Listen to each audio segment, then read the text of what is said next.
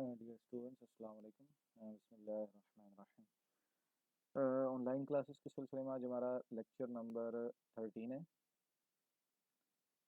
आज जो हमारी डिस्कशन होगी वो होगी एसोसिएटिविटी ऑफ ऑपरेटर्स।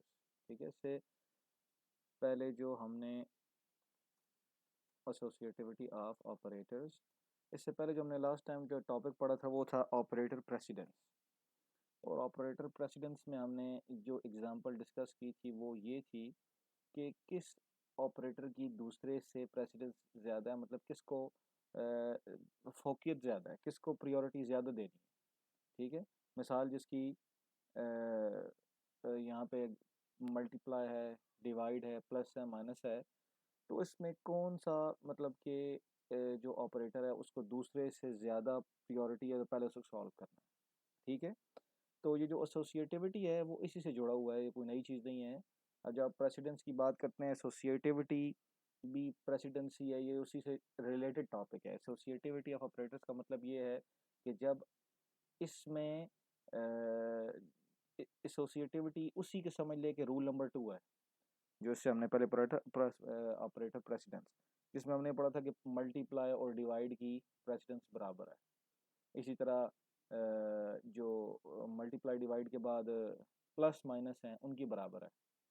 इस तरह हमारे पास थी जो प्लस है, माइनस है, इस तरह मल्टीप्लाई डिवाइड और मॉडुलस इनकी बराबर है।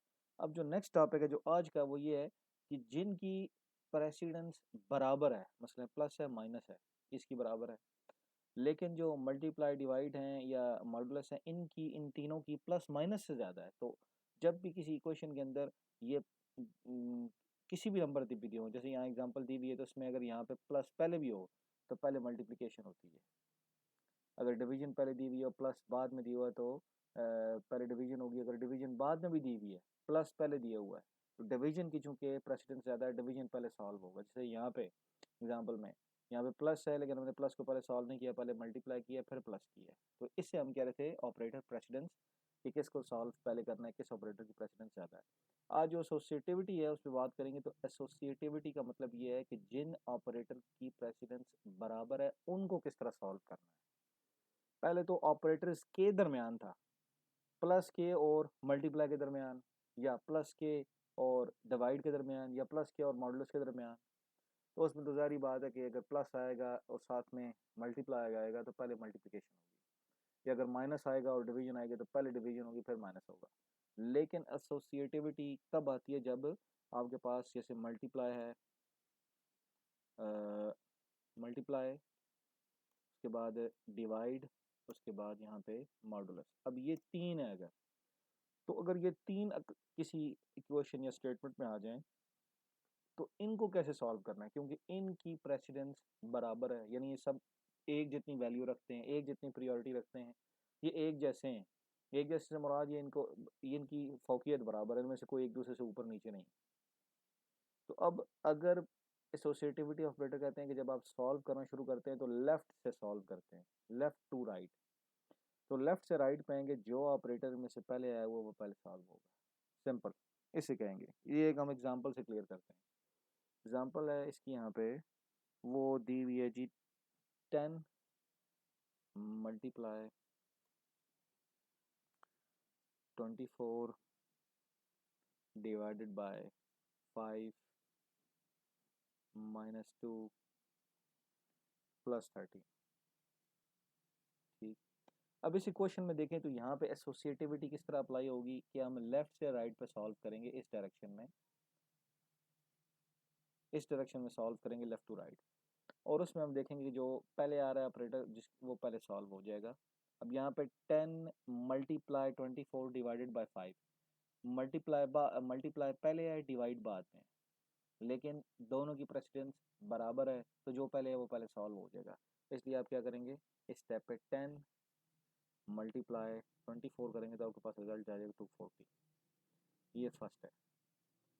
उसके बाद यहाँ पे है जी मल्टीप्लाई, इसको हम यहाँ से चेंज करके अब इस इक्वेशन के मुताबिक हम इसको थोड़ा सा चेंज कर देते हैं, हमारी इक्वेशन ऐसे हो जाएगी।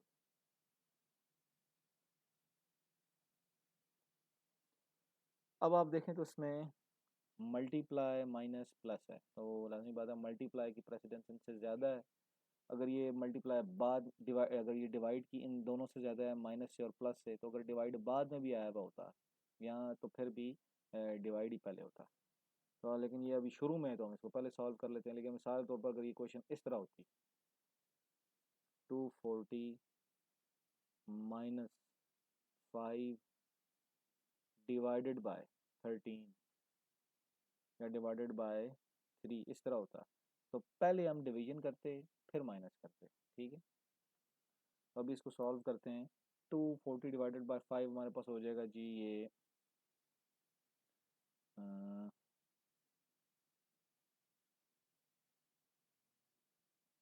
24।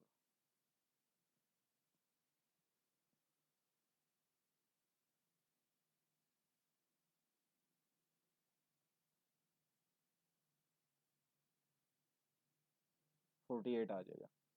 48 में से आप अब इस क्वेश्चन, ये जो क्वेश्चन ये चेंज हो गया, अब इसकी शक्ल ये हो जाएगी। अब यहाँ पे हमारे पास आ जाएगा जी 48। अब आप देखें माइनस पहले है प्लस बाद में, दोनों की प्रेसिडेंस बराबर है, जो पहले आएगा वो पहले सॉल्व हो जाएगा, इसलिए 78 माइनस 2 हो जाएगा, इसका आंसर है 76। क्वेश्चन चेंज होकर 76 प्लस 13 हो जाएगी। और उसके बाद अब ये आखिरी स्टेप है, इसमें आप 13 इसके अंदर ऐड कर दें तो ये 89 हो जाएगा। ठीक है, ये इसका आंसर आ जाएगा। तो एसोसिएटिविटी ऑफ ऑपरेटर्स कोई और चीज़ नहीं है, बल्कि ये इसका मतलब ये है कि जिन ऑपरेटर की प्रेसिडेंस बराबर है उनको कैसे सॉल्व करना है। उनको सॉल्व करने का तरीका है कि लेफ़्ट टू राइट चलेंगे, जो चीज़ पहले आएगी वो पहले सॉल्व हो जाएगी, जो ऑपरेटर पहले आएगा वो पहले सॉल्व हो जाएगा। और ऑपरेटर प्रेसिडेंस क्या थी कि जो ऑपरेटर्स हैं उनके दरमियान क्या सॉल्व करने का तरीका कहा रहा है। मसलन जो एक दूसरे से जिनकी प्रेसिडेंस बराबर नहीं है उनको कैसे सॉल्व करना है। तो प्लस को मल्टीप्लाई के मुकाबले में कैसे सॉल्व करना है, या प्लस को डिवाइड के मुकाबले में कैसे सॉल्व करना है, या प्लस को मॉडुलस के मुकाबले में कैसे सॉल्व करना है, ऐसे ही माइनस को इन तीन ऑपरेटर्स के मुकाबले में कैसे सॉल्व करना है। ठीक है, तो वहाँ फिर आपको क्लियर है कि ये मल्टीप्लाई, डिवाइड और मॉडुलस की प्रेसिडेंस बाकी ऑपरेटर से ज़्यादा है, पहले इनको सॉल्व करना है। अब हम आ जाते हैं कमेंट्स पे कि कमेंट्स क्या चीज़ होती है। या आपने लफ्ज़ टीवी पे अगर आपको टॉक शो देखें तो उस पर कोई वाक़या हो तो उस पर मुख्तलिफ़ किस्म के उन्होंने लोग बुलाए होते हैं एक्सपर्ट, और वो अपनी राय दे रहे होते हैं, कमेंट दे रहे होते हैं। ऐसे ही यहाँ पे हम अगर इसको कोई प्रोग्राम बनाते हैं और stdio.h के बाद number include conio.h int main और उसके बाद ये ब्रैकेट। अब मैं यहाँ पे लिख रहा हूँ जी ये इंटीजर i इक्वल 10। तो अगर मैं अपने समझने के लिए कोई चीज़ यहाँ लिखना चाहूँ ताकि बाद में किसी इस प्रोग्राम को कोई दूसरा बंदा पढ़ता है, कोई दूसरा यूज़र देख रहा है, तो उसके लिए आसानी हो जाए समझने के लिए, तो उसके लिए मैं क्या करूँगा, कमेंट्स डाल दूँगा। कमेंट्स लिखने का तरीका ये है कि आप इस तरह यूँ करके कमेंट डाल दें, वो एक लाइन के लिए इस तरह एक लाइन पे आप लिखा जा सकता है। तो इसका आप लिखेंगे कि दी डेटा टाइप ऑफ वेरिएबल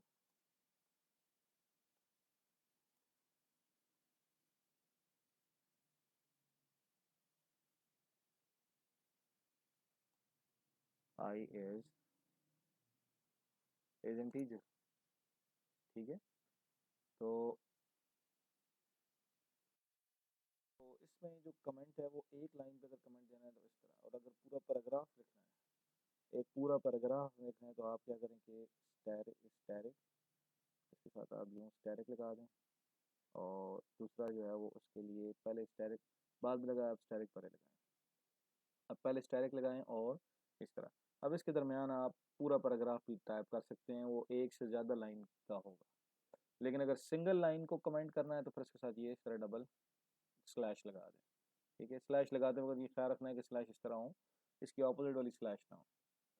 और अगर आपने पूरा पैराग्राफ को कमेंट करना है, एक पूरा पैराग्राफ लिखना है समझने के लिए, कोई डिस्क्रिप्शन किसी चीज़ की लिखनी है, तो फिर आप इस तरह लिखें कि आप इसको पहले स्टैरिक से पहले स्लैश लगाएं फिर स्टैरिक लगा दें।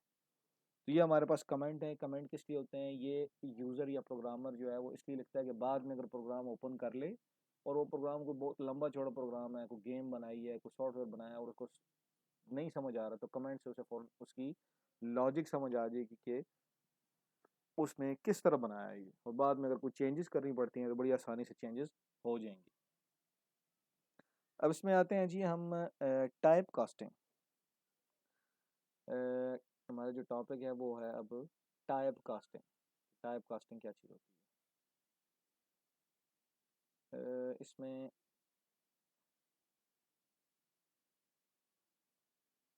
टाइप कास्टिंग क्या चीज़ है? डेफिनेशन में लिखा हुआ है कि किसी वेरिएबल की डेटा टाइप को चेंज करना। किसी वेरिएबल की डेटा टाइप जो पहले आपने इंटीजर रखी है उसे आप चेंज करके कुछ और बनाते हैं, तो ये जो प्रोसेस है ये टाइप कास्टिंग का मतलब है। ये जो एक वेरिएबल की डेटा टाइप है चेंज हो रही है, इस प्रोसेस को क्या कहते हैं? Type casting. तो ये एग्जांपल जब हम करेंगे तो हमें मज़ीद क्लियर होगा। पहली जो टाइप है वो है फर्स्ट वाली इम्प्लिसिट टाइप कास्टिंग, और उसमें है हमारे पास, और दूसरी है जी एक्सप्लिसिट टाइप कास्टिंग। जो पहली टाइप है उसमें इम्प्लिसिट टाइप कास्टिंग है। इम्प्लिसिट टाइप कास्टिंग का मतलब है कि अ, ये इम्प्लिसिट टाइप कास्टिंग, जो इम्प्लिसिट का वर्ड है इसका मतलब होता है कि बाय डिफ़ॉल्ट इसमें बताने की ज़रूरत नहीं होती। यानी ये एक ऐसा प्रोसेस है डेटा कन्वर्जन का जिसमें कंपाइलर ऑटोमेटिकली खुद काम कर रहा होता है डेटा कन्वर्जन में। मसलन इसकी एग्जांपल देते हैं कि अगर आप ऐड कर रहे हैं दो वेरिएबल्स को। एक वेरिएबल है जी आपके पास इंटीजर एक्स, और दूसरा आपके पास वेरिएबल है लॉन्ग इंटीजर, तो आप इसको लिखते हैं लॉन्ग वाई। अभी दो वेरिएबल हैं, जब आप इन दो को सम करेंगे यानी आप लिखेंगे x प्लस वाई, तो क्या होगा कि अगर x के अंदर पड़ी हुई है वैल्यू इक्वल, यहाँ पे पड़ा हुआ जी 100 और यहाँ पे पड़ा हुआ है